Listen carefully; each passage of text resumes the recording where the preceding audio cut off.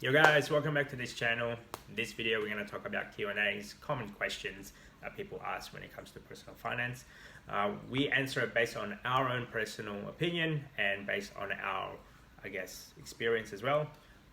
What would we We're do? not financial advisor, we're not accountant, No. just normal people. Normal couple with two kids living in Sydney. In the apartment. apartment in the middle of the city. Yep.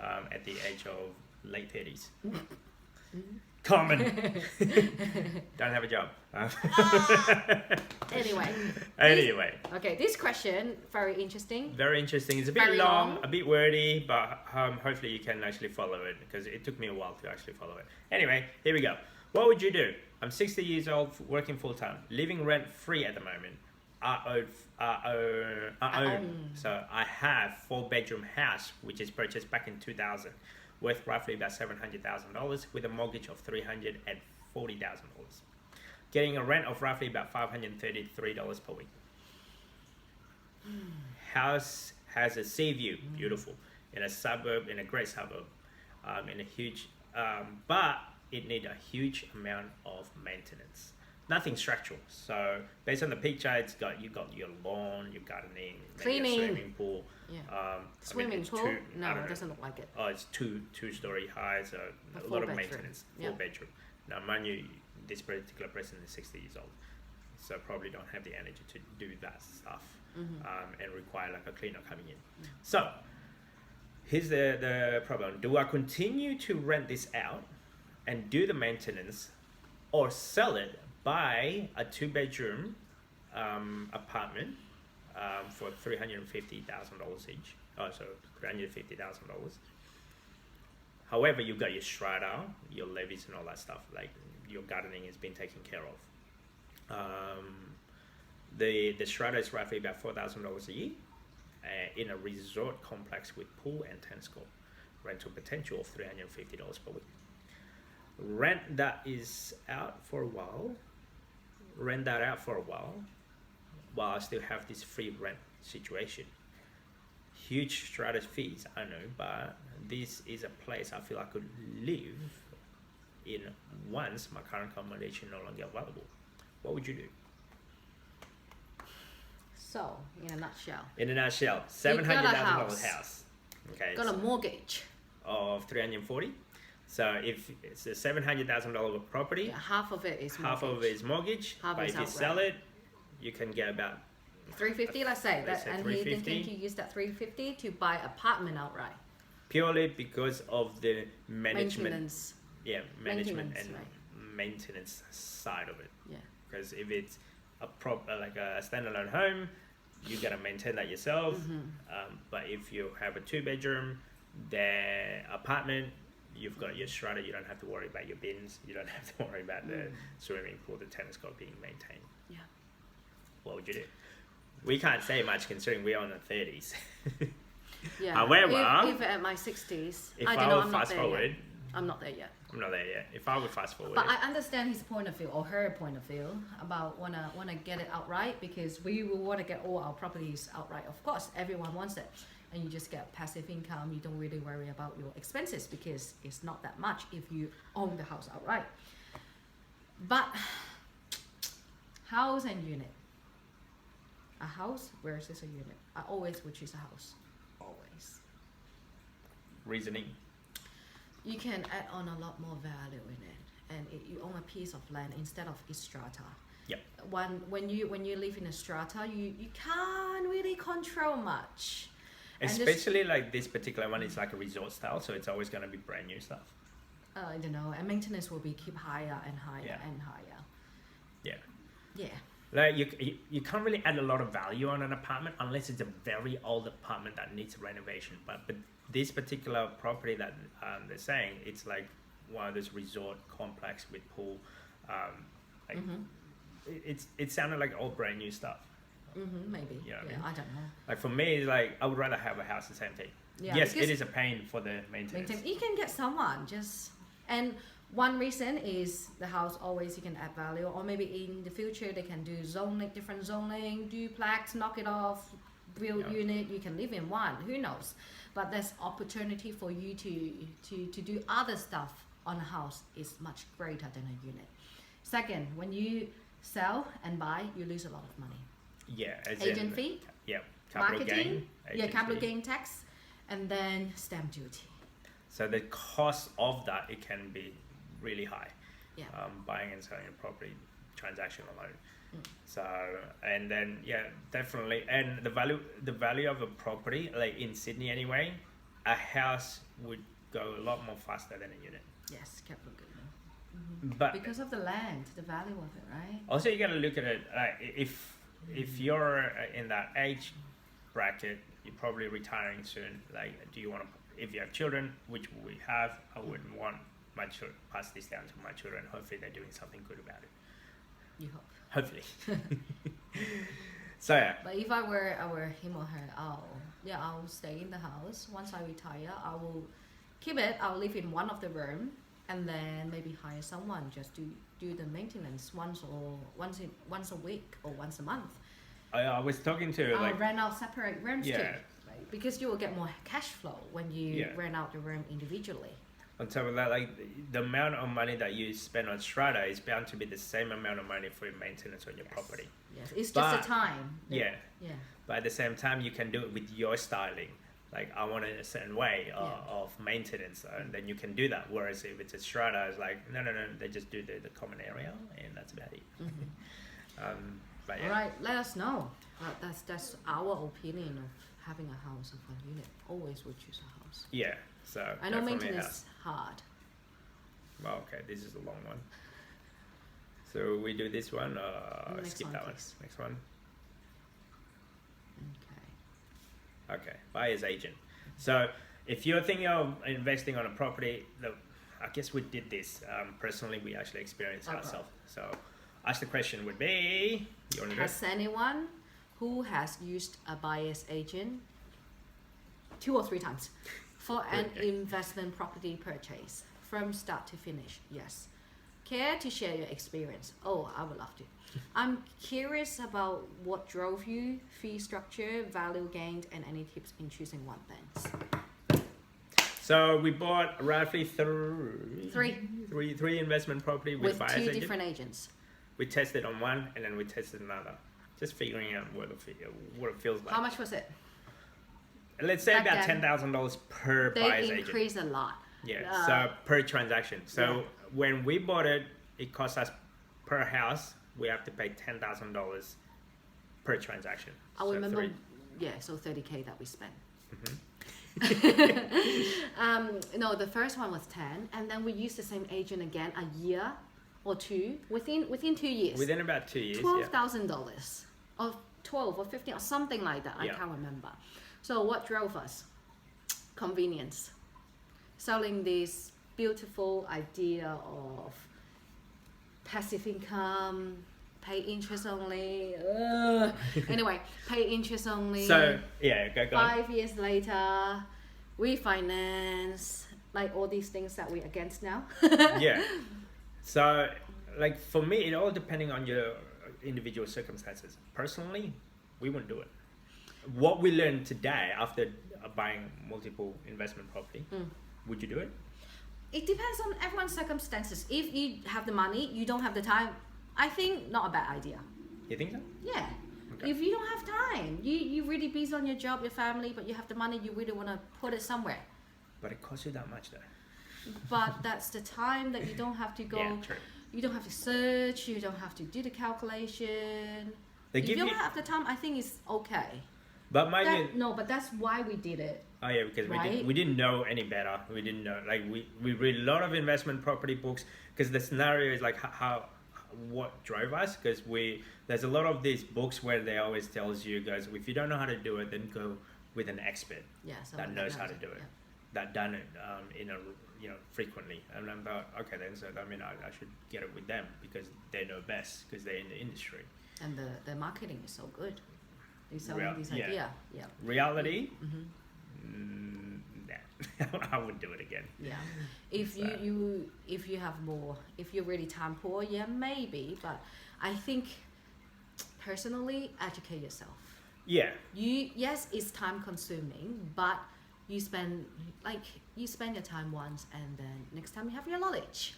Yeah, like, because the way they sell it to us is like, hey, buy this property, it will be X amount of dollars, like the repayment. After repayment, you'll be pocketing. Yeah, it should be break even. That and was then you have and you have a potential for these building, like duplex, granny flat, whatever. On top of that, it's like, oh, the rent will increase in the future. You know, at the moment you break even because it's paying off all your mortgage plus the expenses, and then tomorrow you can track it up for another $10-20 per week. But reality for one of our house. No, but that I bet that's that's what common buyer's agent give you a calculation. I think both of them did a calculation. They give us here's a property, this is how much you can borrow, this is how much you can spend, this is based on your visibility, like visibility studies, let's say, based on your income and expenses, this is the rent that you should be getting, and you should be break even. I think it was like $10. Something like that, or maybe 5 years or 2 years later, value of the house will increase. You can borrow, like refinance your money, buy another one. Yeah, but in reality, the first one that we got, 5% down, and then it sounds so good. 5% down. Looks good on paper. Maybe break even. You can build a granny flat in the future. But then once we're done, we got it. We kick out the old tenant, do renovation. That's what they recommended. Kick them out, do renovation, increase the rent. No, the rent was still the same. Still the same. Yeah. And it actually empty for a few months. Went down. So when the rent was expected, let's say $350, I think it was back then. Remember. Whatever it was, and then it was empty for a couple of months, and then we have to reduce the rent a little bit lower than what their projection was. Now that you can't point the finger on them because they just give you a projection. Reality, it is massively different. Maybe we just unlucky. I'm sure someone maybe is lucky. I've seen people, they bought 7 or 8 properties in 2 years. Yeah, I've seen people like that. I'm sure there are people can do it, but not for us. From us personally experience, no. Would I do it again? No. Curious about what drove us. It's pretty much time poor. The structure fees, look, we kind of don't have a gauge of understanding of it, so we just paid whatever they asked for it. So they paid, these are your fees, but you know, you either, in a sense, like, hey, you buying something, these are the fees, you either take it or leave it. We took it. So value gain, is there a value gain on that?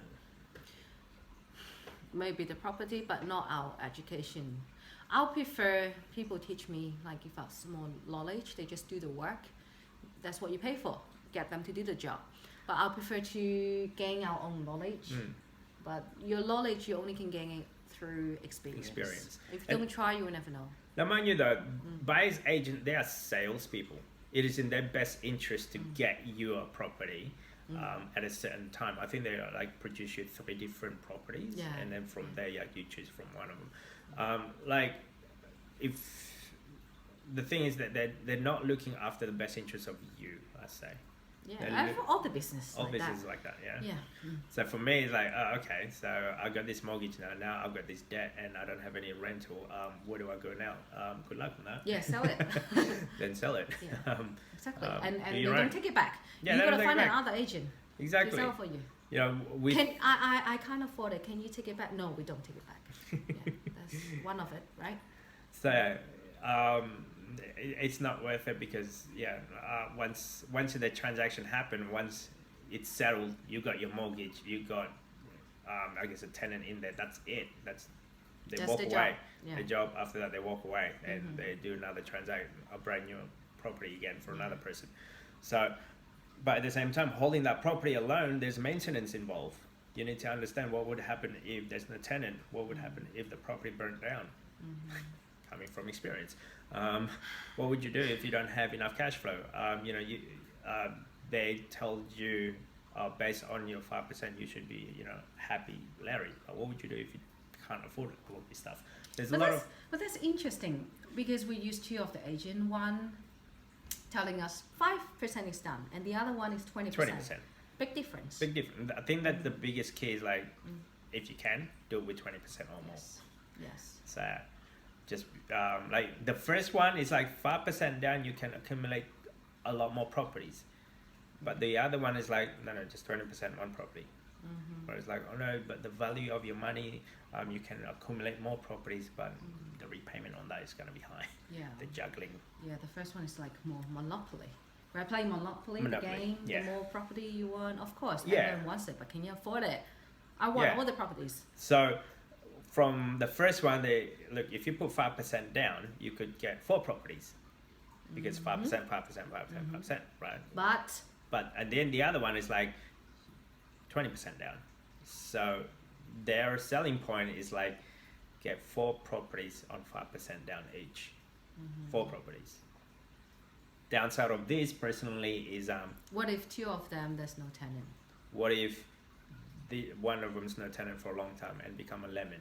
What if you can't make the repayment all of this because with 5% down your repayment is going to be so high? Just because they can acquire these 4 properties, can you actually make the repayment? Does your rent actually cover? The main part actually is just the repayment. Like, is it going to be positively geared?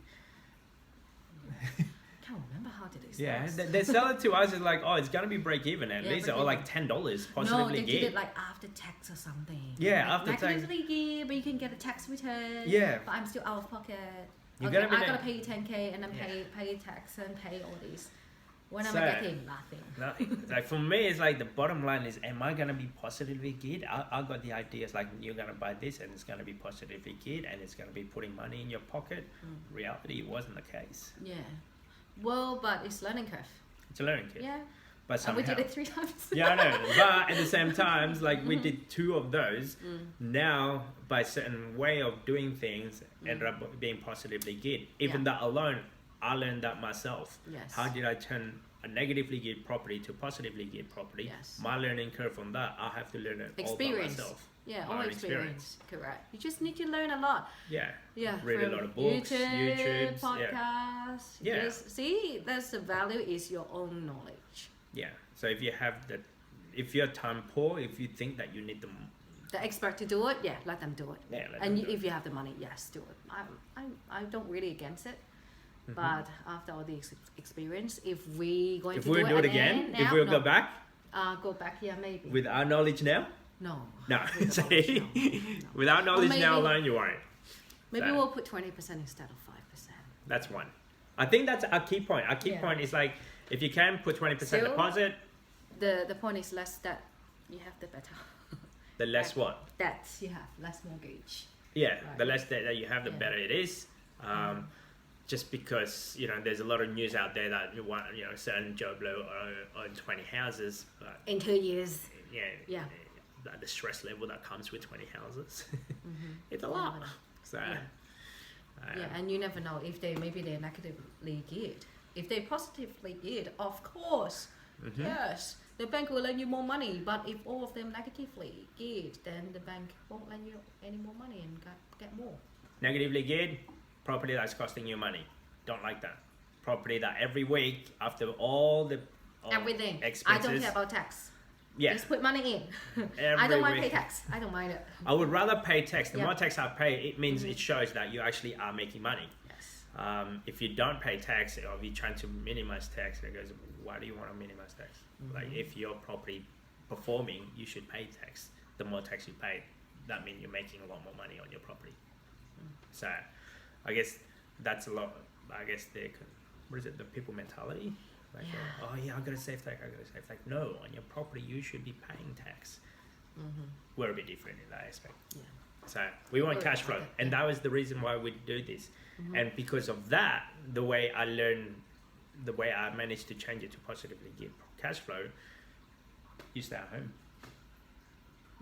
So, anyway, she stay at home. She hasn't been working. No, this is my uniform. So anyway, buyer's agent. That's how I experience. Don't do it. Do it yourself. You wanted to know how? Just don't do it. I think that's about it for this particular videos. Don't forget to subscribe, comment. As I said beforehand, we're not your financial advisor. We're based on our own personal experience. We talk about, how we do things. Investment, saving, budgeting. If you like it, yes, please do subscribe. Thank you. See you next time. Bye.